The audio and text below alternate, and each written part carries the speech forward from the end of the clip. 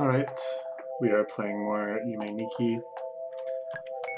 As you can see, we're up to 20 effects, meaning that there is only 4 more to find. So far, I'm quite happy with what we've been managed to accomplish without any sort of guides or walkthroughs, just sort of relying on my vague memories of playing this years and years ago. So we're going to try to keep it up. I'm not going to give in to the temptation yet. The last few times we've started playing, I've felt pretty pessimistic, not really feeling like there's much left to explore, and yet things have turned out okay. So, you know, we're gonna keep hoping. Right now I'm feeling like the forest area, this area, is maybe a little underexplored. So I'm gonna explore around here a little bit, pick up my friendly pink ghost, have its drool wavering enticingly in front of my head. Won't pick up the angry pink ghost. Not yet. Only if we get desperate.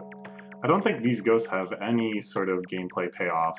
I think it's purely just for this bizarre experience of kind of like being haunted by them. What I'd like to get to is the area where it's like the car crash. Oh, hello! It's another frog. We already have the frog effects. But that's cool. That makes me think we haven't been around here before. Unless that is the frog that gives you the frog effects. And we were here when we got the frog effect. This takes you to a spooky place. Yeah. Lots of partying girls. And I feel like we explored around here pretty thoroughly. I'm not really wanting to go into the hell maze right now.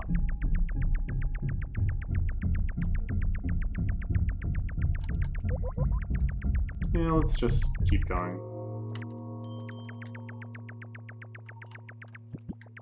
Alright, we've equipped Angry Ghost. Anything is possible. But yeah, I feel like that first area where we got the traffic light, which was one of the very first places we went on this playthrough, there may be more stuff there, and at the very least, we can go to the 8-bit world from there, I'm pretty sure, which we haven't been to in a while. We've got a whole bunch of effects since then that I'd like to see in 8-bit. That's always quite fun. They do such a good job making them so cute.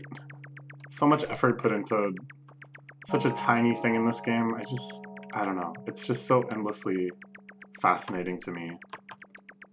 The dedication and passion put into this project, even though there was no guarantee that any of it would ever come to light or be appreciated.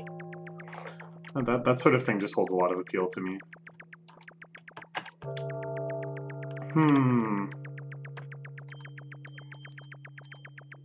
So I would think that, I mean, there's the warp to the Hell Maze, but is that the only exit that this level has?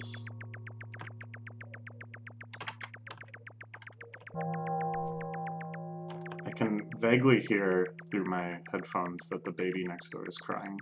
I don't know if that's picking up on the mic at all.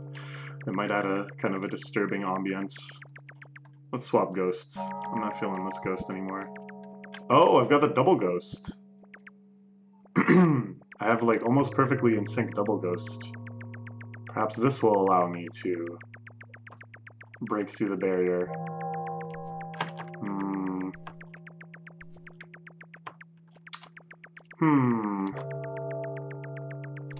Here's where we came in.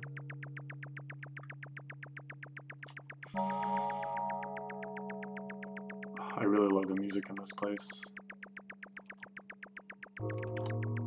It's like each chord is just like a little not what you expect. It feels very Radiohead-esque to me. Like Amnesiac era Radiohead. Or some of the chord progressions in The King of Limbs have the same sort of appeal, where I guess it's just like constantly shifting keys. And it always feels like it's just a little displaced, like just a little removed from what it ought to be. Starting to feel hopeless. So can just try somewhere else. We could go into Hell Maze. But I feel like we've plumbed the depths of Hell quite thoroughly already. I'm trying to remember how it is that you get to the foresty car crash area. I went in here kind of thinking that there was some connection between the two places, but it's just that they both have these trees. Alright, let's just go somewhere else. Where haven't we explored much? Here? Which is this one? Oh, yes, so this is Dark One. Feel like we've looked around here quite a bit, but I could imagine that this is one that, just because it is so dark, well, it's slightly less dark now, but there's still more to see.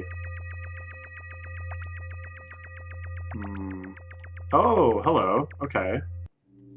Hey, well, look at that. That's just exactly where we wanted to go. And we got there just like that. Okay, sweet. Okay, so let's first just try to make sure we've done everything we can in this area. And then it's like one of the manholes, I think, takes you to the 8-bit area. Unless I've like totally lost the thread. So this, I think, leads to one of the manholes. Or not. Or this is just like a whole thing. It's like a different type of tree here. I feel like maybe you get warped to this place from somewhere else. To that pole. I'm nervous about doing something that just one way takes me out of here, but I guess I can remember how to get there pretty quickly.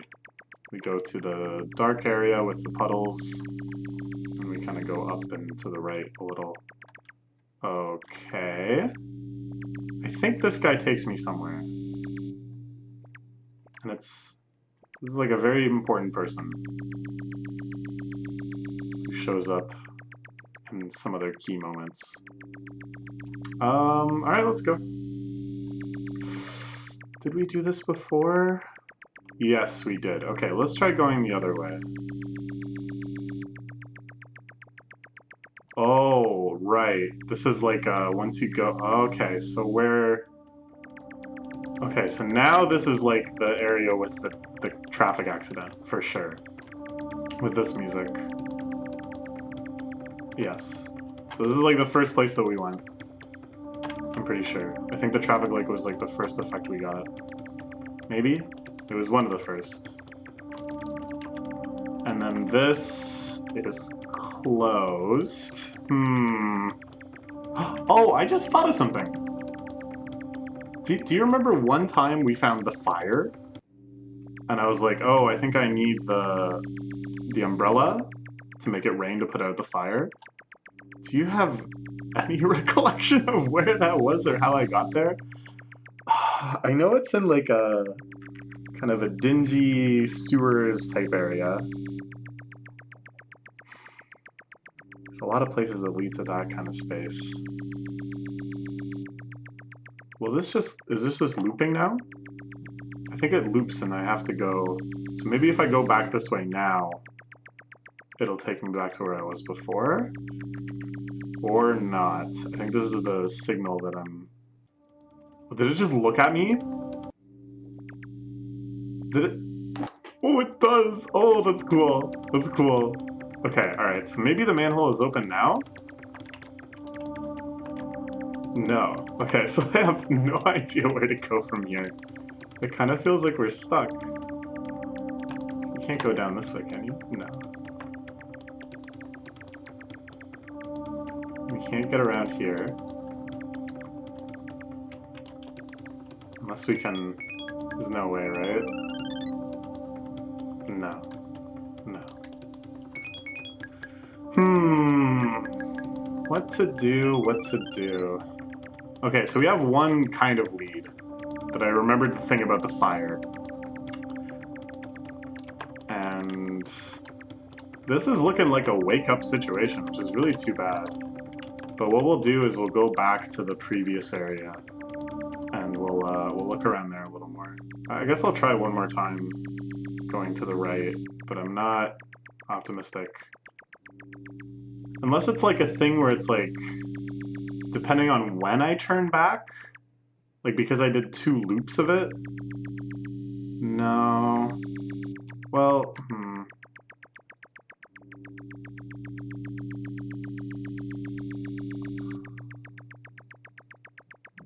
Okay, so it's those 5. And then if I go back now, it's that guy. So if we go and see these 5 again... Oh, now it's... No, it's the same 5. Okay. Were they spread out more? Or no, probably not. Yeah, it's just these 5 again and again. Really, even though this feels like a lot less kind of grotesque than some of the later areas in the game, this is a very horrific area that just loops endlessly in one direction. And when you go back, you're taken to this, with this like really tense music playing, and you see the dead body, like, it's key, it's, oh, hello. Okay, so does this take us to 8-bit world?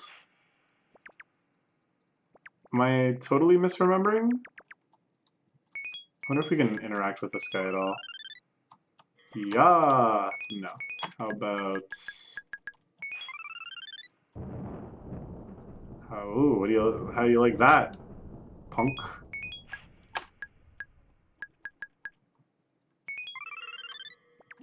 Alright. Well, this is all very promising no matter what, because we haven't been here in quite a while, in this area of the monochrome desert. But the witch is too slow.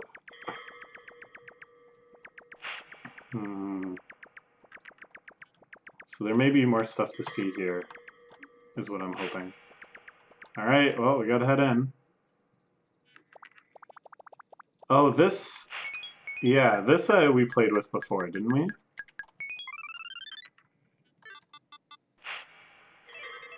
Oh, I thought you could make him... Scratch.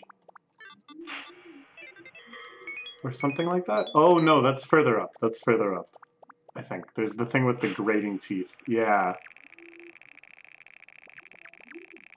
You're like, stop it. Okay, go ahead. Can I? Dare I? Should I? And I cannot. Well, that's for the best. And this guy kind of has like a Buddha thing going on. So, who knows what's going on there.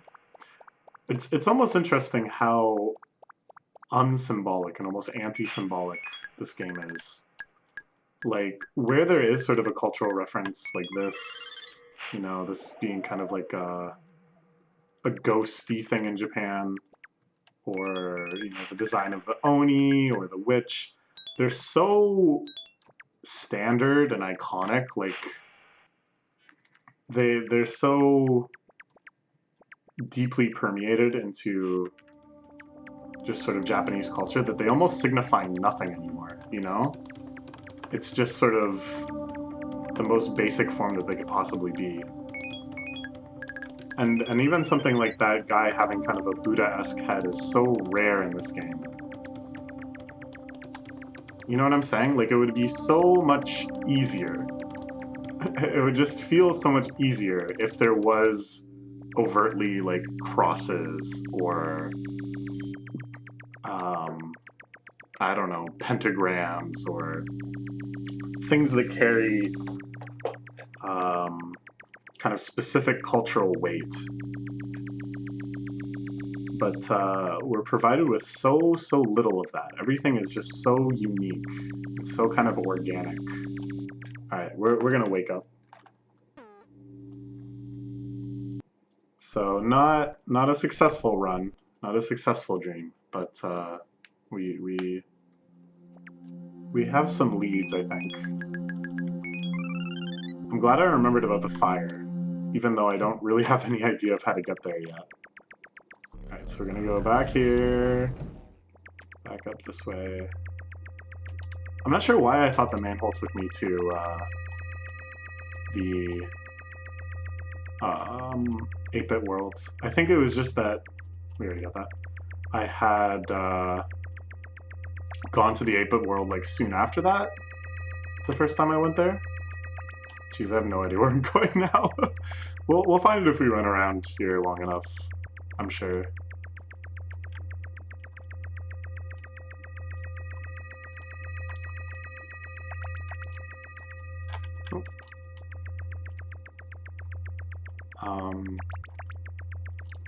I think one of the most interesting experiences in this game is in a situation like this where we have no real restraining geometry to the map.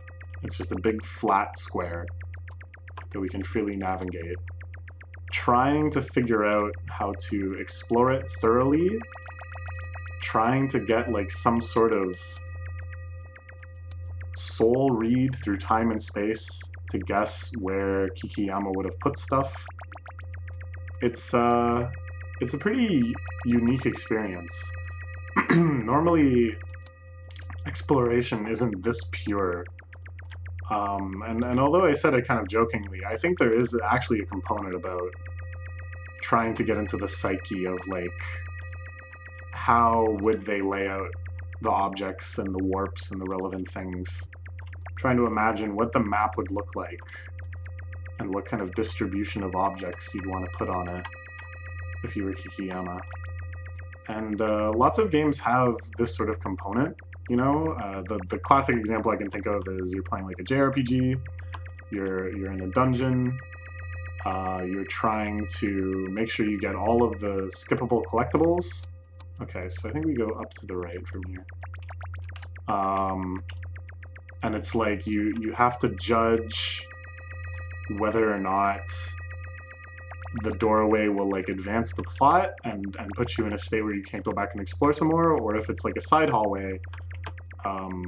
You know what I'm saying, right? Like this I've seen like so many memes about this. I know everyone has an experience like this.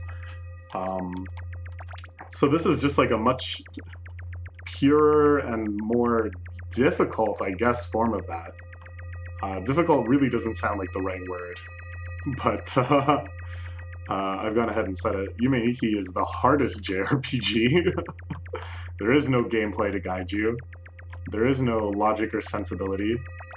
It's only just this deep aesthetic sense that, in many ways, does feel very poetic and meaningful, and thus makes you think, where is this damn thing? Well, it makes you think that, but it also makes you think that maybe you can predict. Maybe you can get the read. Is it like a puzzle? Is there actually gameplay to guide us right now? I have to turn that off, and then it appears?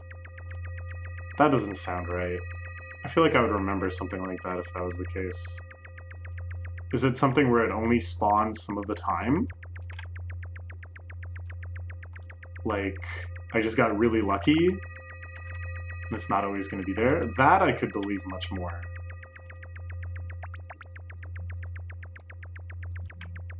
I don't know. I really don't know.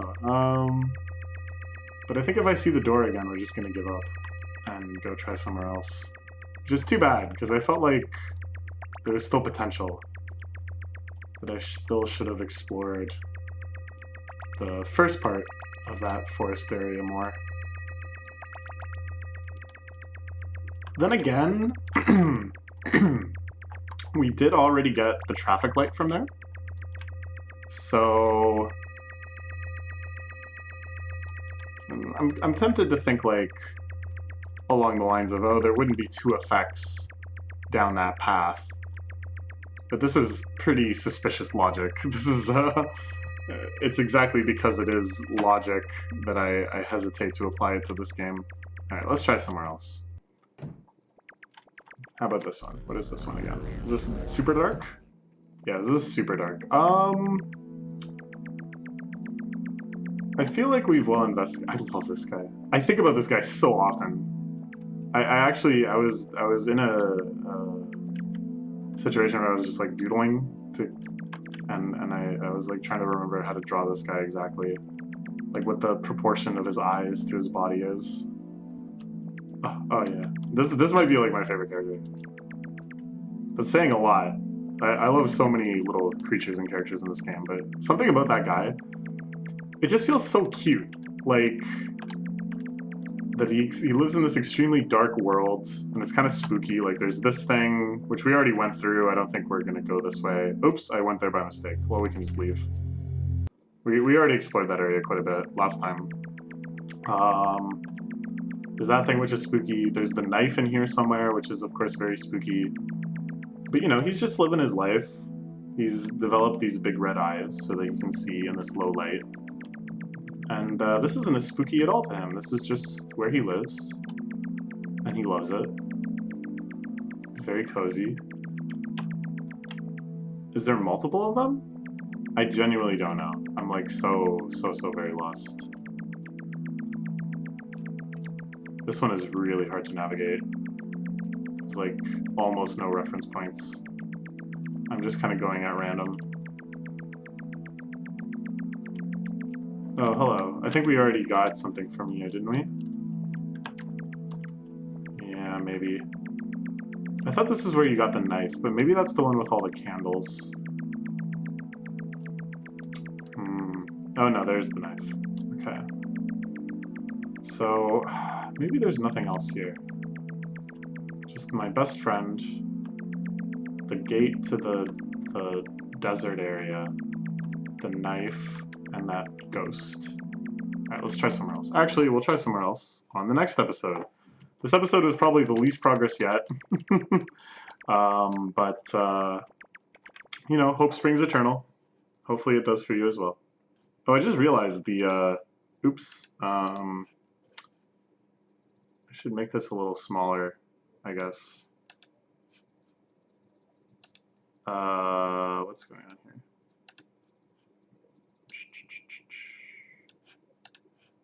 Oh, I can make it a little bigger. It's like every time I